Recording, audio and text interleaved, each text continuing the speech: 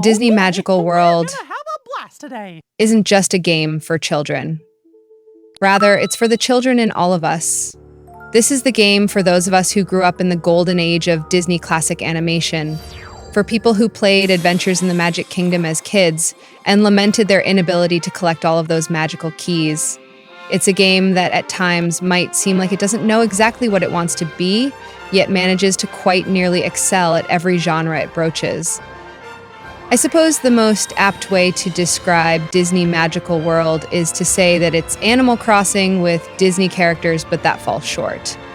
It's a more ambitious project than Animal Crossing, and while they both have a similar concept, the execution couldn't be more difficult.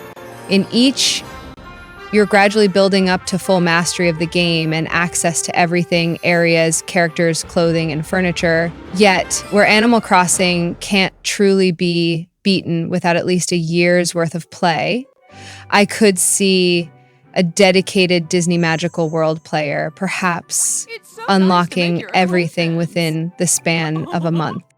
That isn't to say people who like or dislike Animal Crossing should immediately be prepared to transfer those same feelings over to Dizunī Majikku World. As I've said, it's quite different. Players come into this new world of Castleton after receiving an invitation from Mickey himself. An anthropomorphic invitation named Letitia cajoles a player into this fanciful realm, filled not only with noteworthy Disney legends, but also various insignificant humans. Though I suppose the player could be considered nondescript as well. There's an option to use a pre-made me as an avatar or one you customize within the game. From there, a brief prologue begins to introduce players to the most basic Dizunī Majikku World concepts. While some might scoff at the idea, myself included, it turned out to be more helpful than it seemed. After all, it not only offered a hint of how one must strive for success, but also the happy sticker system. Yes, I realize how that might sound, but collecting happy stickers soon becomes an obsession. It isn't just about rewarding people for putting together great outfits, completing episodic missions, building furniture, making clothes, taking pictures with celebrities, or managing the cafe. It's also about opening up Castleton and its adjacent realms. For example, the cafe isn't available until 10 stickers are acquired, and only then can one head to the castle and lay claim to the business. It's an unusual progression system, yet it works quite well. Stickers, as I mentioned earlier, are awarded for a variety of actions. You can get them for fishing, preparing dishes in the cafe, completing missions in Cinderella's castle, Agrabah the 100-acre woods, and Wonderland, collecting ensembles, fishing, farming, cooking, and more. I found I'd rack up fishing, farming, cafe, and episode completion stickers without even realizing it. After all, the first thing someone's bound to do when they get a new packet of seeds or a recipe for a meal is plant it, or make it. Considering I've seen lock sections and such that require over 60 stickers, it's good to know things progress even when you aren't consciously working towards the goals. And if a player does find themselves faltering, the touch screen will tell you which stickers are within your grasp. That and the staggering variety of activities within Dizunī Majikku World are what makes this game so appealing and enduring. Castleton is the hub world, with the player-run cafe, Scrooge's department store, Daisy's boutique, Chip and Dale's workshop, Yensid's tower, and a fortune teller. Someone can visit their cafe to decorate their living space, jazz up the restaurant, prepare the snack, sweet, and drink that will be served, dictate staff outfits, take manager and customer requests, and even attempt to hold a party that may lure in characters like Stitch, Snow White, or the Beast and Belle. The boutique, workshop, and tower are crafting stations where people can make clothing, quest-related armor, outfits, furniture, fishing rods, and wands. Scrooge's store and the fortune teller are simply places to buy goods, with the former specializing in materials, furniture, and pre-made clothing, and the latter offering decorative sparkles and good luck charms that make certain elements of the game easier. Crafting is easily the way to go in Dizunī Majikku World. While Scrooge will sell items, they're far more expensive and he has limited floor space. No, the only way to everything someone would want and fast is to make it, which means a good bulk of a player's time will be spent scavenging. If an item is on the ground and glittering, it's yours. Race up to it, grab it, and hoard it away. Maybe you won't need it now, but odds are it'll be crucial for some recipe or request. Which, if I may segue for a moment, is sadly one of the only non-quest ways to really interact with the Disney characters and faceless mooks in Disney Magical World. Every day, about 4 people in Castleton will have requests for a player. If completed, you'll often get an item that you might not be able to acquire in any other way. It's helpful, but somewhat disappointing. The only way I could really spend time with the characters in Castleton was if I greeted them with a special wave, usually to get a trading card, or did them a favor. It isn't like Animal Crossing, where silly conversations can be enjoyed. In fact, I found I often wouldn't talk to the characters. I'd walk past them to get the nice point for my perfect ace ensemble outfits, wave at them if they had the card indicator, then move along. At least the interactions with characters from Cinderella, Winnie the Pooh, Alice in Wonderland, and Aladdin felt like they had more meaning. After collecting a requisite number of happy stickers, gates to each area will open from Castleton. Each one offers different experiences for visitors. Cinderella's Realm, for example, offers a forest dungeon and a ballroom dancing minigame. Alice in Wonderland has 2 dungeons, one set in a forest and another in the Queen of Hearts maze. The 100-acre wood offers a patch for farming, fishing spots, and lots of gathering locations. Finally, Agrabah has a market and a ruins dungeon.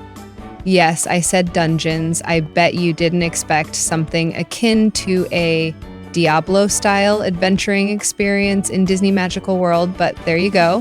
Each extra area has quest boards which show missions and how many stickers are needed to unlock them. If you're heading into a dungeon, you'll usually be going on some kind of fetch quest to find this item, collect so many of these, or beat certain enemies. While unfortunately each dungeon is pretty much limited to a handful of layouts that are often reused, there's a certain measure of satisfaction that comes from tackling them. For one, the enemies and bosses actually increase in strength, necessitating better quest outfits from Daisy and wands from h.a.n.d.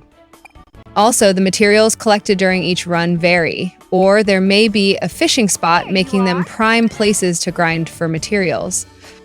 Though, I must admit, I feel a little like Cinderella's world lags behind the rest. I often found myself stopping by Agrabah, the 100-acre woods, and Wonderland for shopping, farming, and adventuring purposes. However, Cinderella's forest didn't seem to offer as many excuses to explore the woods, and there aren't as many balls to attend to get my boogie on.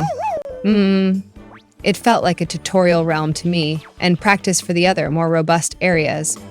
It's a shame because the others really do seem to offer much more incentive to keep dropping by for a visit. I mean, I have to go where the best crafting materials are if I want to keep filling up my inventory, hearing how nice I am, and earning those stickers. Of course, there's also a rather easy way to get some extra outfits and a few stickers. The ones that aren't available now are downloadable extras or items unlocked via AR cards. The ones that are stem from the online interactions. Like Animal Crossing New Leaf, Disney Magical World players can engage in a form of voyeurism. People can upload their cafes to the internet and in turn visit the cafes of their friends and strangers that have been saved to the cloud. Stopping by to see the business/home and say hello to the owner grants a nice point, and if it's the first visit, will provide a full ace ensemble outfit. Seeing as how simply changing into set numbers of complete clothing sets result in stickers, it's a good way to boost your number in a pin. I wasn't just waxing nostalgic in this review's introduction when I said that Disney Magical World is a game for everyone. In fact, I'd say it's more appropriate for teenagers and adults than it is for children. The sheer number of collectibles, increasing difficulty of missions, and challenge to acquire every happy sticker isn't really a feat for kids. It's for people who have loved these characters for years. It's the kind of game that can only be called charming.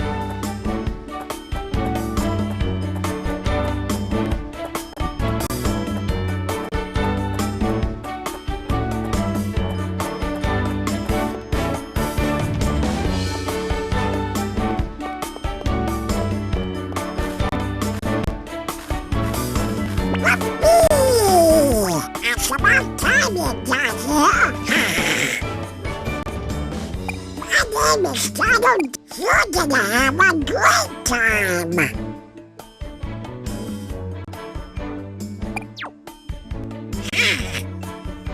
Hello!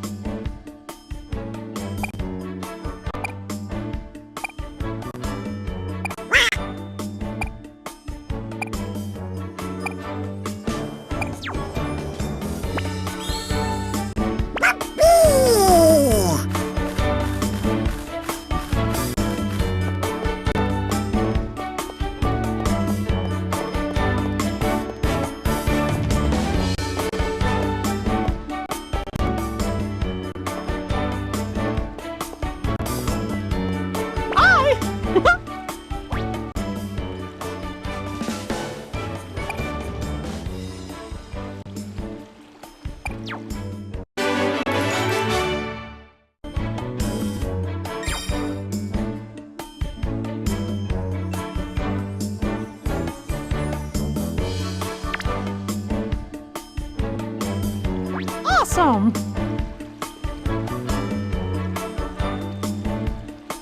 Huh?